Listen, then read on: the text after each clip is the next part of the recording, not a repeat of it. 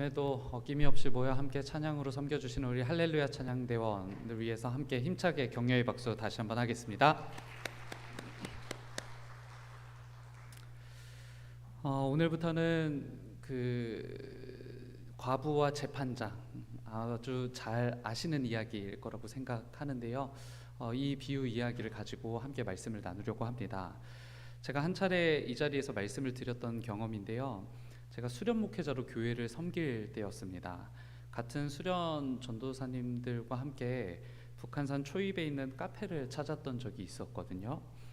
어느 방향이 북한산이었는지는 지금은 잘 기억이 나질 않는데 만약에 제가 거기를 안다고 한다면 다시 한번 좀 찾아보고 싶은 마음도 있습니다.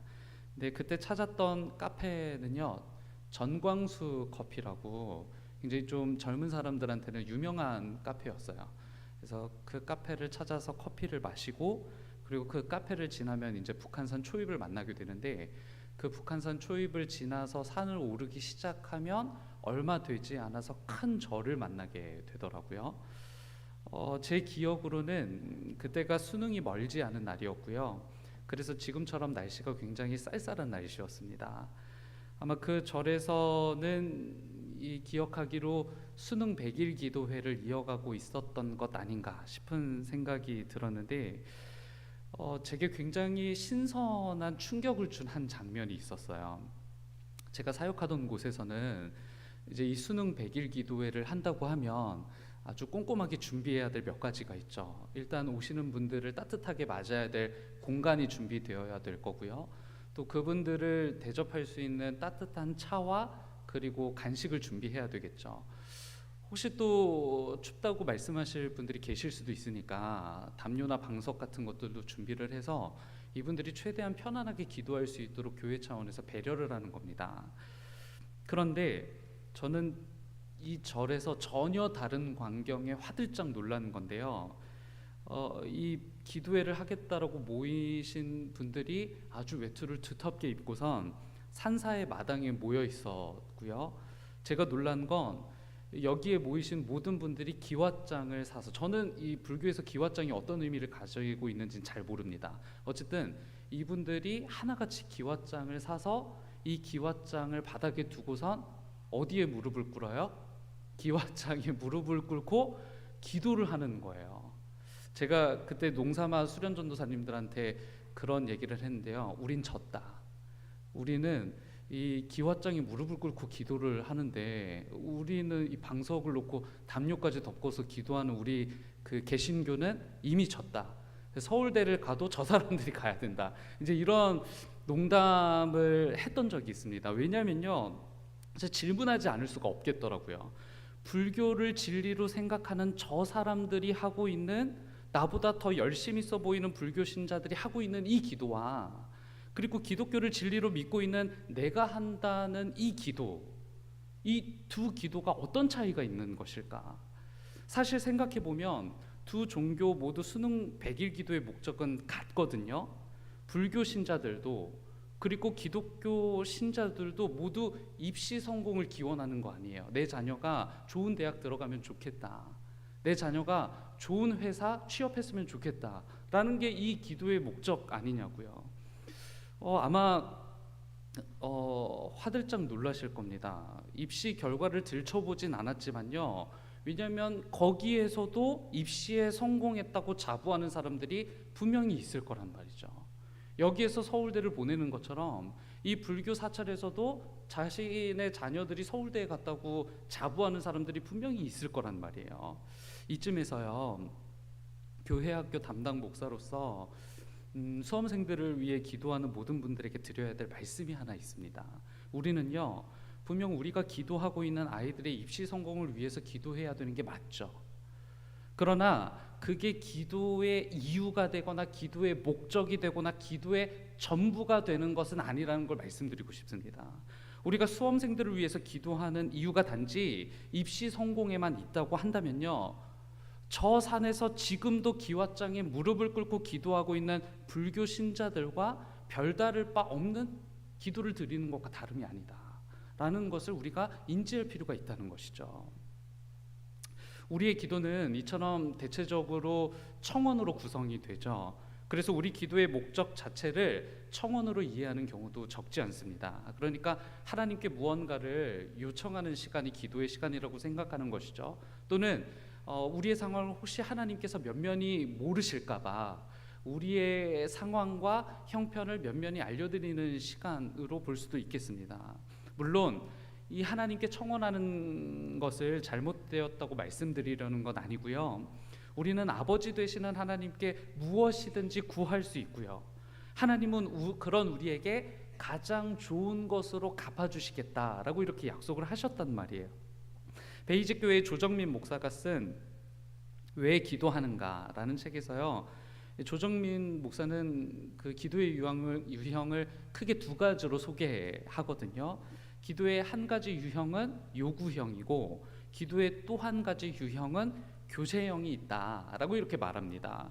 저는 이 조정민 목사의 설명에 동의하는데요.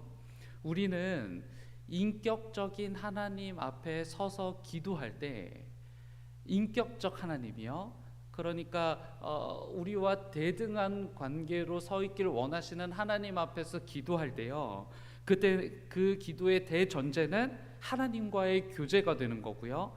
하나님과의 교제 속에서 구해야 될 청원이 구체화되는 시간이겠죠. 문제는 우리가 하나님께 간절히 바랬던 청원이요, 우리의 뜻대로 이루어지지 않았다고 느껴질 때입니다. 아까 말씀드렸던 것처럼 이를테면 우리 아이가 서울대를 가길 바랬는데 떨어졌다든지, 또는 좋은 회사에 취업하길 바랬는데 잘 되지 않았다든지, 우리의 간절한 청원의 제목이 있지만 이 청원을 굉장히 오랫동안 정성껏 하나님께 올려드렸지만 그럼에도 이루어지지 않았을 때요, 우리는 우리가 가진 기도 제목이 이루어지지 않아서 끊임없이 좌절을 겪곤 하거든요. 조지 밀러 같은 사람들은 이 기도에 5만 번이나 응답을 받았다고 하던데, 나 같은 사람은 뭐 이 평생 5번 응답이나 받았는가, 이제 이런 질문을 하는 분들도 분명히 계시거든요. 그때 우리는 스스로에게 질문할 수밖에 없겠죠. 대체 이루어지지도 않을 그 기도를 왜 하라고 하는 걸까? 나는 도대체 이 기도의 시간에 뭘 하고 있는 걸까? 정말 이 기도를 한다고 내가 바라는 모든 것이 이루어지기는 하는 걸까? 이런 고민들을 기도의 시간을 이어가다 보면 자연스럽게 하게 된단 말이죠. 이런 의구심 많은 사람들이 과거에도 있었을 거고요, 오늘에도 있을 거라는 예수님의 직관 때문이었겠죠. 오늘 본문 1절은요, 다음과 같이 확언하는 내용이 담겨 있습니다. 예수님의 말씀이거든요. 예수께서 제자들에게 늘 기도하고 낙심하지 말아야 한다는 뜻으로 비유를 하나 말씀하셨다. 늘 기도하고 낙심하지 말아야 한다는 뜻으로 비유를 말씀하셨다. 그러니까 예수님께서 제자들에게 비유 하나를 지금 들려주려고 하시는데, 이 비유가 목적하는 메시지가 1절에 먼저 결론으로 나타나는 거예요. 항상 기도하고 항상 낙심하지 말아야 된다. 내가 지금 이야기 하나를 들려줄 건데 이 이야기를 들려주는 이유는 딱 하나야. 항상 기도하고 항상 낙심하지 말아야 돼. 그것 때문에 이 이야기를 들려주는 거야 라면서 이렇게 시작하고 계시다는 거야. 오늘 그 이유를 우리가 함께 나누는 시간이 될 겁니다. 왜 항상 기도해야 되는지, 우리가 기도하면서 낙심하지 말아야 되는 이유가 무엇인지에 대해서 말이죠. 오늘 우리가 읽은 본문의 비유는요, 말씀드렸던 것처럼 과부와 재판장 비유 이야기라는 제목을 갖고 있는 비유인데요, 이 비유 이야기는요, 다른 사복음서 성경에는 담겨 있지 않습니다. 오직 누가복음에만 담겨 있는 비유의 이야기이거든요. 그렇기 때문에 이 비유 이야기를 이해할 때요, 우리가 읽은 누가복음 본문이 지금 18장이잖아요.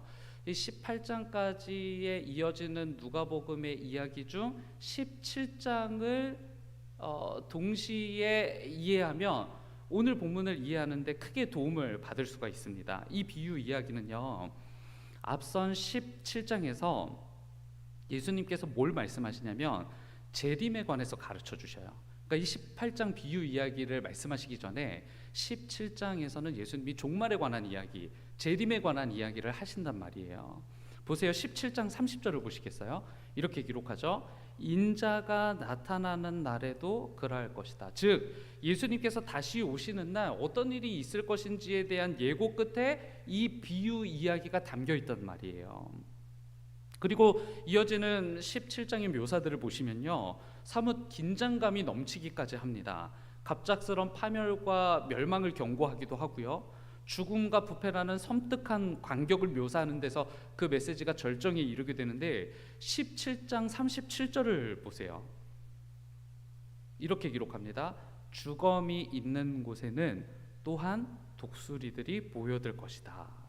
그리고 나서 바로 이어지는 본문이 항상 기도하고 낙심하지 말아야 될 것은 이라는 말씀과 함께 오늘 본문의 비유가 시작되는 거란 말이에요. 즉 이 말씀은 먼저 무엇을 말하려고 하는 것이냐, 시대가 아무리 암울해 보여도 온 세계가 하나님의 영원한 심판과 하나님의 영원한 멸망을 향해서 신속히 달려가는 것처럼 보여도, 여전히 그러한 세상처럼 보여도 하나님께서 일하고 계시고 마지막 하나님이 이루실 일을 기대하는 게 바로 우리가 기도해야 될 이유가 되는 것이다 라는 것을 예수님이 가르쳐주고 계시는 거라고요. 우리는요, 짧지 않은 시간 매년마다 수험생들을 위해서 기도하곤 합니다. 우리가 이 아이들의 입시 성공을 위해서 기도하는 일들이 필요하겠지만요, 저는 이 아이들의 입시 결과가요, 하나님을 알게 되는 것으로 나타나게 되길 바랍니다.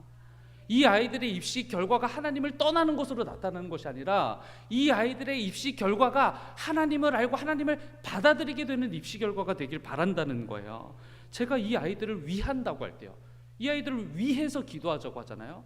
이 아이들을 위한다고 할 때요, 하나님 없는 성공을 염원하는 것이 과연 이 아이들을 위하는 것인가 라는 생각이 들더라고요. 저는 우리가 살아가는 세상이 끊임없이 기울어지는 이유, 끊임없이 악을 향해서 치닫고 있는 이유가요, 하나님 없는 성공과 성취, 하나님 없는 발전과 개발을 꾀했던 사람들의 결과라고 생각합니다. 아마 우리 아이들을 위한 중보기도가 그와 같은 결과를 가져오길 바란다고 말씀하시는 분들은 계시질 않겠죠. 우리 아이들이 하나님 없이 서울대 가길 원합니다. 우리 아이들이 하나님 없이 판검사 되길 원합니다. 우리 아이들이 하나님 없이 대기업 취업하길 원합니다라고 그렇게 기도하실 분들은 아무도 계시지 않을 거잖아요. 즉 오늘 주님께서 말씀하시는 기도란 하나님의 일을 기대하는 행위를 말하는 것이겠죠. 시류에 편승해서 성공적 결과를 얻어낼 수 있도록 초인적 효력을 발휘해달라고 요청하는 게 기도가 아니라요, 시류의 주인 되시는 하나님을 얻어낼 수 있도록, 또는 시대는 하나님 없는 성공을 열망하지만 우리는 여전히 이 시대를 이끌어 가시는 분이 여호와 하나님이시라는 하나님 향한 신뢰의 표현이 바로 기도가 되는 거고요. 그게 바로 우리가 기도해야 될 이유가 되는 겁니다. 저희가 금요일에 가끔 부르던 찬양을 기억하실 텐데요, 이 찬양이요, 이 세상을 살아가는 동안에 나의 힘을 의지할 수 없으니 기도하고 낙심하지 말 것은 주께서 참 소망이 되심이라. 그러니까 우리가 기도한다는 건요, 소망 없어 보이는 세상이지만 여전히 일하시는 하나님을 주목하는 행위인 거예요. 우리가 기도한다는 것은요, 모든 사람들이 주목하는 것을 함께 주목하려는 열망과 의지가 아니고요, 다시 오게 될 하나님의 나라를 주목한다는 의지의 표현이라고. 모든 사람들이 저길 보고 있지만 우리는 위를 보겠다. 모든 사람들이 땅을 보지만 우리는 하나님을 보겠다는 의지의 표현이 바로 기도가 되는 거라는 거죠. 그렇기 때문에 우리는 기도할 수 있고요, 그렇기 때문에 우리는 기도해야 하는 거예요. 요즘 저희 집 1번 어린이가, 저는 그 아이가 어디서 그런 말을 배웠는지 알지 못합니다. 제가 어린이집에 한번 따져봐야 되나 이런 생각도 이제 해보긴 했는데, 요즘 또 그런 부모가 되면 안 되잖아요. 저희 1번 어린이가 아빠 용서해 주세요, 아빠 용서해 주세요라는 말을 요즘 엄청 많이 해요. 그러니까 제가 표정이 어두울 때나 또는 제게 혼이 났을 때, 그리고 제가 기분이 좋아 보이지 않을 때 제 얼굴을 살피고서는 무조건 아빠 용서해 주세요라고 이렇게 말을 하거든요. 근데 이 말을 최초에 들었을 때는 야, 이 얘가 벌써 이런 말을 하는구나, 정말 기특하다라는 생각을 했었는데, 이 말을 시도 때도 없이 제 표정을 살피면서 하니까 이제는 좀 걱정이 되더라고요. 내가 얘한테 뭘 잘못했나?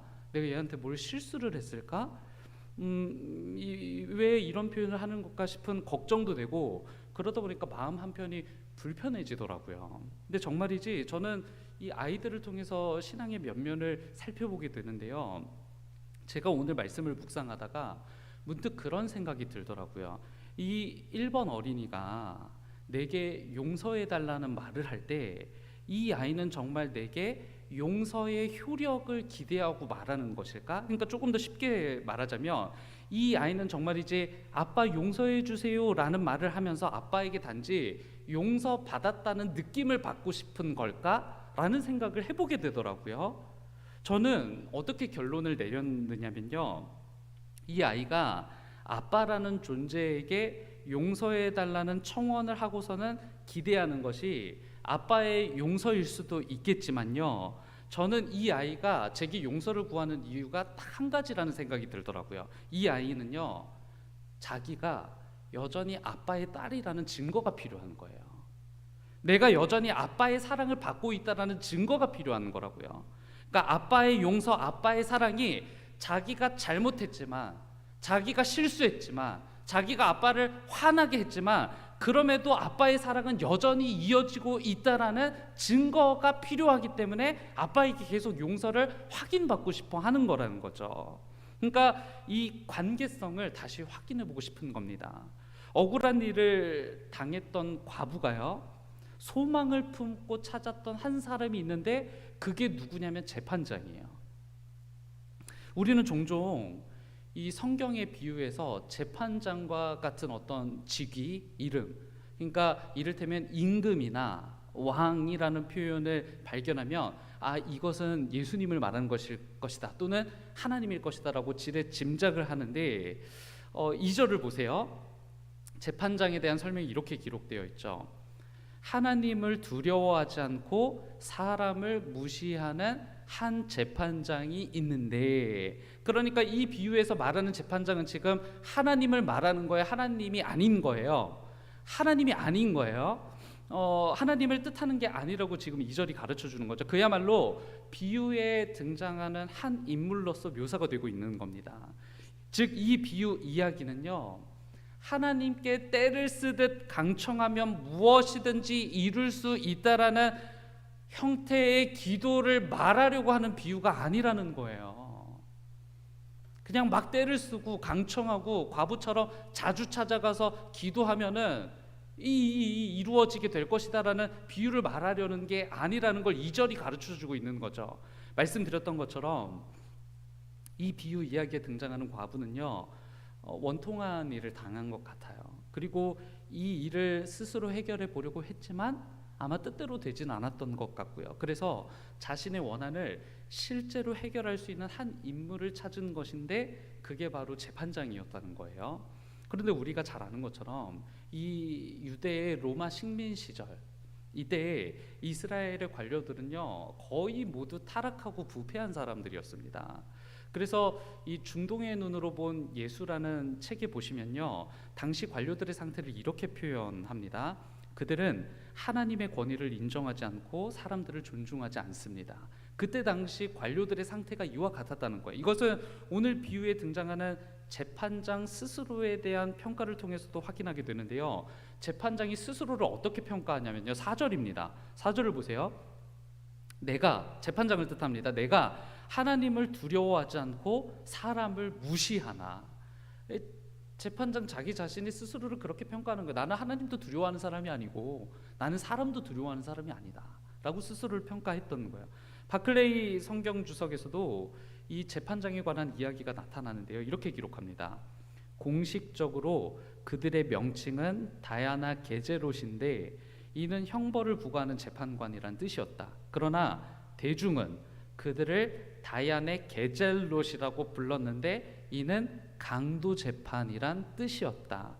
그러니까 즉 과부는요, 정말 큰 마음을 먹지 않고서는, 정말 노력을 하지 않고서는 얼굴 한번 대면하기 힘들었던 존재가 바로 오늘 본문에 등장하는 재판장이었을 거란 말이에요.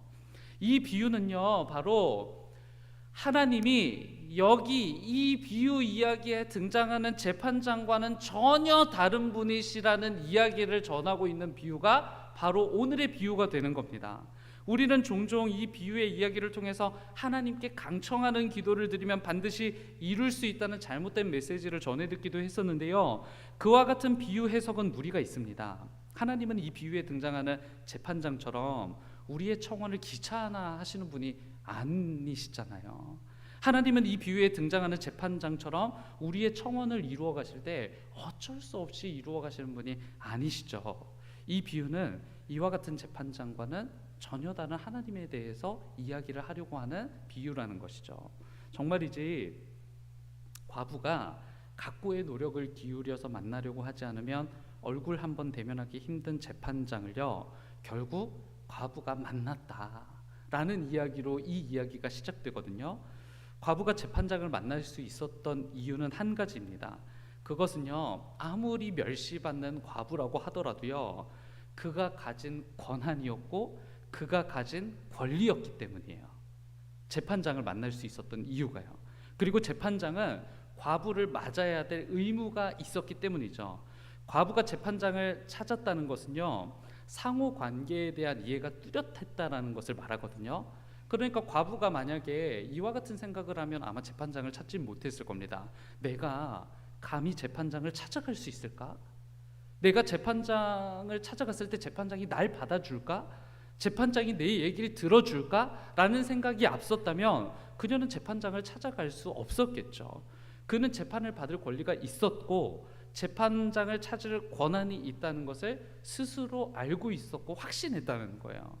예수님은 바로 기도의 당위성을 오늘 비유를 통해서 말씀해 주셨던 겁니다.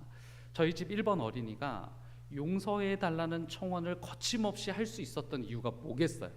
지금도 끊임없이 용서해 달라고 얘기하는 이 아이의 이 청원은 무엇으로부터 나오는 거예요?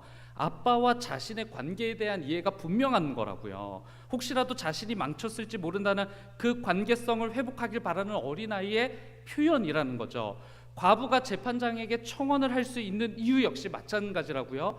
재판장과 자신의 관계에 대한 이해가 분명한 거고요. 그 관계가 정상적인 기능을 발휘하길 바라는 겁니다. 우리가 하나님께 기도해야 될 이유가 바로 여기에 있는 거예요. 우리는요, 하나님의 아들이고요, 우리는 하나님의 딸이라고요. 그래서 기도는요, 의무가 아니라 특권이에요. 우리는 기도에서 효력을 얻어내는 게 목표가 아니고요, 단지 기도를 통해서 하나님과 나의 관계를 다시 한번 확인하고 내가 여전히 하나님의 아들이자 하나님의 딸이라는 사실을 기도의 행위를 통해서 확신하는 거죠. 그 관계성에 전혀 문제가 없다는 걸 내가 기도하는 행위를 통해서 다시 한번 확인하게 되는 시간이 기도의 시간인 거예요. 제가 기도해야 될 이유 두 가지를 말씀드렸습니다. 하나는 혼란하고 혼탁한 세상이지만 여전히 하나님이 일하고 계신다는 것을 믿고 있다는 신뢰의 행위가 바로 기도라는 것이고요. 또 하나는 효력을 기대하는 의무로서의 기도가 아니라 내가 하나님의 자녀라는 정체성 안에서의 특권이 바로 기도라고 말씀을 드린 겁니다.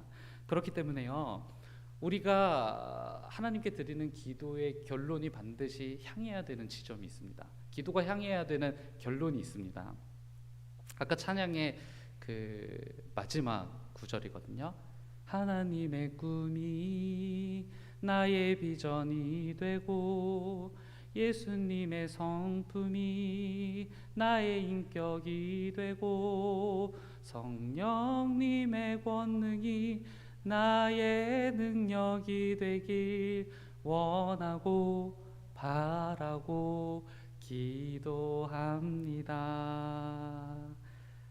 우리는요, 우리의 기도가 효과적이고 효력을 발휘하기를 기대하는 게 아니에요. 오늘도 죄를 사랑하면서 살고 싶어 했던 나 자신을 하나님 앞에 무릎 꿇리고 나를 바꿔내는 하나님의 일하심에 순응하는 시간이 바로 기도의 시간입니다. 오늘도 하나님 앞에 서서 하나님의 하실 일들을 기대하고 하나님의 아들임을, 하나님의 딸임을 확인받는 시간이 되시길 바랍니다. 그게 바로 우리가 기도해야 될 이유이고, 그게 바로 우리의 기도의 목적이 되는 겁니다. 함께 기도하겠습니다. 주님이 나의 아버지 되시기 때문에 아버지와 교제하기 위해 기도의 자리를 찾습니다. 또 그 기도의 자리에 서서 하나님의 뜻이 무엇인지를 헤아리고, 여전히 혼란하고 혼탁한 세상이지만 하나님의 일하심을 확신하며 다시 한번 하나님을 바라봅니다. 이 기도의 시간이 우리를 성숙하게 하고 또 우리를 성장하게 하는 시간들이 될 수 있도록 인도해 주옵소서. 예수 그리스도의 이름으로 기도드립니다. 아멘. 교회 소식을 몇 가지 전합니다.